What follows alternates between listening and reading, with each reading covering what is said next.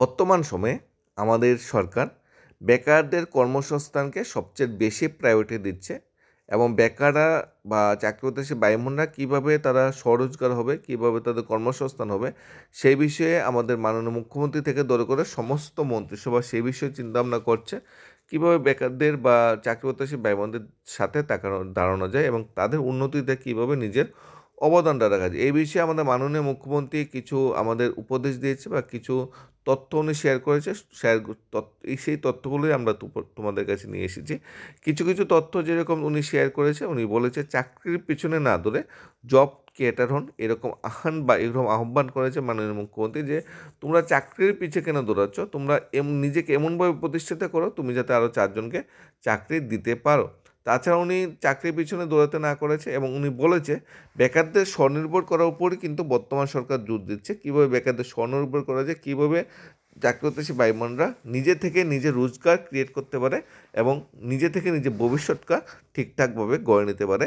উনি এটাও বলেছে যুবশক্তি জাতির উন্নয়নের চাবিকাঠি। যুবশক্তির উপর একটা দেশ বা একটা রাষ্ট্রের উন্নয়ন পরিলক্ষিত হয়। আমরা দেখে নেব ওনার স্টেটমেন্টগুলো। সবচেয়ে প্রথম যেটা উনি স্টেটমেন্ট দিয়েছে, চাকরির পিছনে উনি দৌড়াতে বারণ করেছে। উনি বলেছে নিজে থেকে এমনভাবে কাজ করো, এমনভাবে তোমরা নিজেকে প্রতিষ্ঠিত করো তুমি যাতে 4-5 জনকে চাকরি দিতে পারো, এরকমভাবে নিজেকে তৈরি করো। চাকরির পিছনে দৌড়ালে সম্ভব না।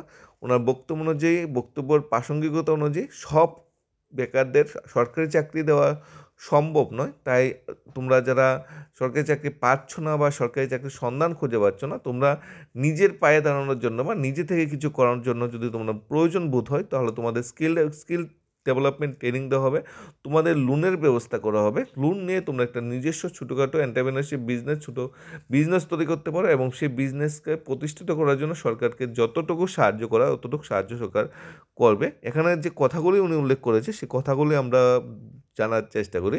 প্রত্যেক বেকারদের সরকারি চাকরি দেওয়া মোটেই সম্ভব না। কোনো সরকারই পারবে না প্রত্যেক বেকারদের সরকারি চাকরি দিতে। তাই বর্তমান রাজ্য সরকার চালু করেছে ত্রিপুরা স্টার্ট আপ পলিসি 2024। মূল উদ্দেশ্য হলো বেকাররা যাতে জব সিকার না হয়ে জব ক্রিয়েটার হন, অর্থাৎ তারা চাকরির পেছনে না ঘুরে উল্টো অন্যদের কর্মসংস্থানের সুযোগ করে দেন। রাজ্য সরকারের জন্য সব ধরনের সহায়তা কিন্তু রাজ্য সরকার করবে। ইতিমধ্যে নতুন স্টার্ট আপ পলিসির জন্য 50 কোটি টাকা বরাদ্দ করা হয়েছে, যার পোশাকি নাম দেওয়া হয়েছে তোমাদের ভেঞ্চার ক্যাপিটাল ফান্ড। এর মধ্য দিয়ে বেকারদের 25 লক্ষ টাকা থেকে 2 কোটি টাকা পর্যন্ত আর্থিক সহায়তা প্রদান করা হবে। অর্থাৎ তুমি যদি এন্টারপ্রেনারশিপ ডেভেলপ হতে চাও, তুমি যদি নিজে বিজনেস করতে চাও, তাহলে সরকার থেকে তোমাকে ন্যূনতম 25 লক্ষ থেকে 2 কোটি টাকা পর্যন্ত দেওয়া হবে। সেই টাকা নিয়ে তুমি নতুন করে বিজনেসটা তৈরি করতে পারো। আজ যেটা স্টার্ট আপ পলিসি 2024-এর সূচনা হয়েছে, সংবাদ মাধ্যমের সামনে এক কথাগুলি বলেন মাননীয় মুখ্যমন্ত্রী ডক্টর মানিক শাহ। তিনি জানান এ লক্ষ্যে হাপানিয়াস্থিত একটা তোমাদের অ্যাপ হাব গড়ে তোলার উদ্যোগ নেওয়া হয়েছে, যার মধ্যে দিয়ে বেকাররা নিজেদের উদ্যোগপতি হিসাবে গড়ে তুলতে পারবে। স্টেপ আপ তোমাদের প্রতিষ্ঠানগুলি তাদের নতুন উদ্ভাবিত পণ্য কিংবা পরিষেবা বাজারজাত করার জন্য 5 লক্ষ টাকা পর্যন্ত সহায়তা প্রদান করা হবে। জিএসটি প্রদানের বিষয়টিও রাজ্য সরকার ব্যবস্থা করে দেবে বলে জানান মুখ্যমন্ত্রী। অর্থাৎ প্রাথমিক অবস্থায় তোমার তোমার বিজনেসকে বা তোমার ব্যবসাকে বা তোমার প্রতিষ্ঠানকে দাঁড় করানোর জন্য সরকার যতটুকু সম্ভব 5 লক্ষ টাকার মতো সহায়তা করবে এবং তোমার যে জিএসটি বিষয়টা সেটা তোমাকে মানে ছাড় দেওয়ার চিন্তাভাবনা করবে। মুখ্য সচিব জে.কে. সিনহা বলেন, যারা দেশে বর্তমানে 1,26,000 স্টার্ট আপ আছে আর রাজ্যে সেখানে গত 3 বছরে একটুও ছিল না। বর্তমানে 127টি স্টার্ট আপ নাম নথিভুক্ত করেছে। নথিভুক্ত এই স্টার্ট আপগুলির এককালীন 2 লক্ষ টাকা করে অনুদান দেওয়া হবে।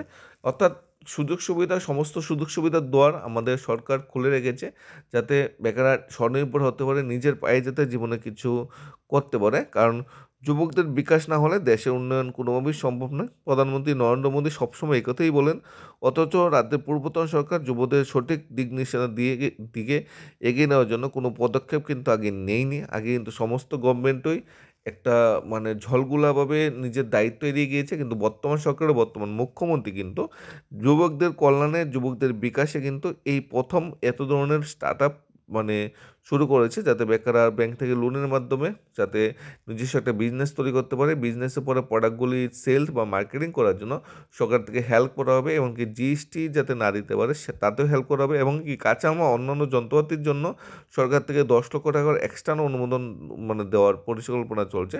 তাছাড়া প্রতি মাসে 20 লক্ষ টাকা প্রদান করা হবে ইন্টারনেট ইত্যাদির বা প্রতিষ্ঠানের ব্যয় বহন বা বিদ্যুৎ বিল ভরা বাবদ। সব দিক থেকেই সরকার প্রাথমিক অবস্থায় তোমাকে হেল্প করবে, তবে তার সংখ্যাগত প্রদানের তারিখ থেকে সর্বোচ্চ 1 বছর পর্যন্ত প্রযোজ্য হবে। অর্থাৎ তুমি যদি নতুন স্টার্ট আপ শুরু করো, তুমি যদি এন্টারপ্রেনারশিপে নতুন বিজনেস শুরু করো, তাহলে তোমার 1 বছর সেই সুযোগ সুবিধাগুলো কিন্তু গভর্নমেন্ট দেবে। কী দেবে? 20,000 টাকা প্রতি মাসে বিল ভাড়া, ইন্টারনেট ভাড়া, বিদ্যুৎ খরচ, এগুলো বাবদ দেওয়া হবে।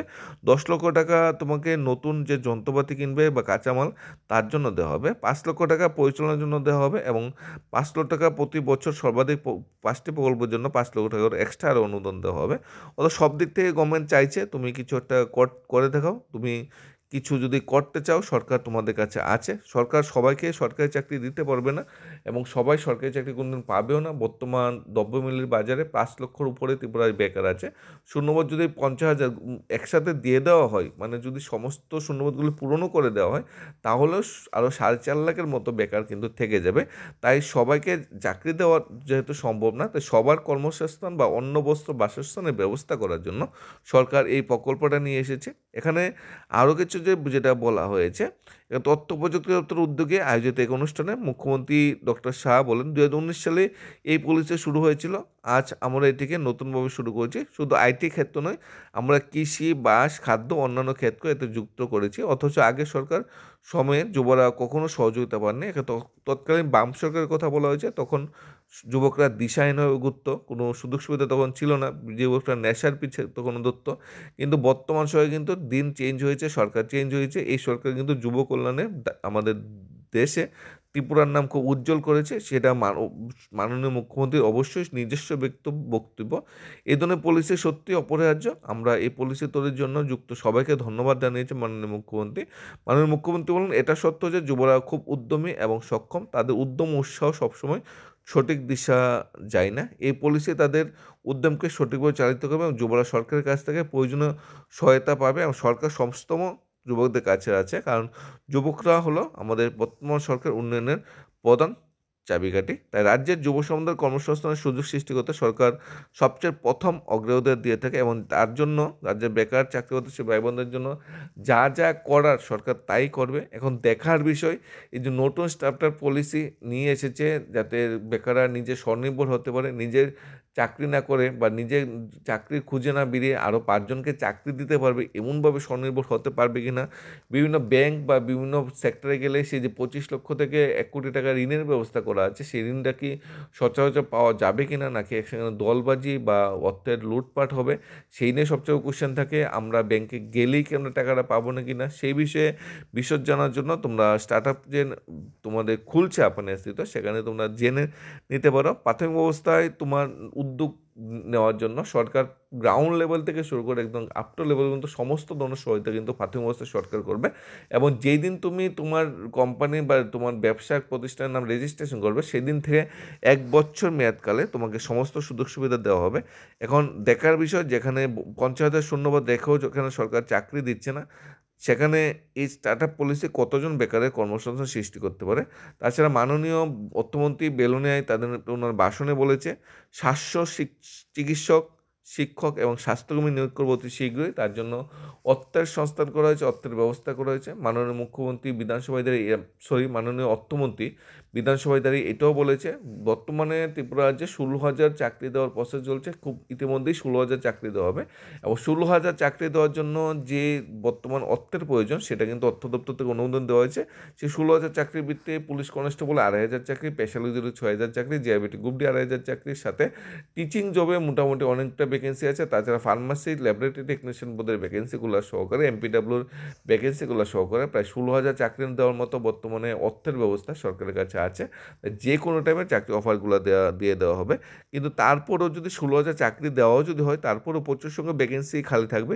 তাই মাননীয় মুখ্যমন্ত্রী বলেছে, সমস্ত ভ্যাকেন্সিগুলো যদি আমরা পূরণও করে দিই, তাহলে সমস্ত বেকারদের চাকরি দেওয়া কোনোভাবেই সম্ভব হবে না। তাই আমরা নতুনভাবে বেকারদের নিয়ে চিন্তাভাবনা করছি, তাদের জীবন জীবিকার উন্নয়নের জন্য নতুনভাবে চিন্তাভাবনা করছি, কীভাবে তাদের জীবন জীবিকা উন্নয়ন করা যায়, কীভাবে তাদের স্বনির্ভরতার রাস্তায় না যায়, কীভাবে তাদের জীবনে কর্মসংস্থানের যে রিজনটা, সেটা কর্মসংস্থানের যে লাভটা, সেটা কীভাবে তাদের কাছে পৌঁছে না যায়, সেভাবে চিন্তাভাবনা করছে।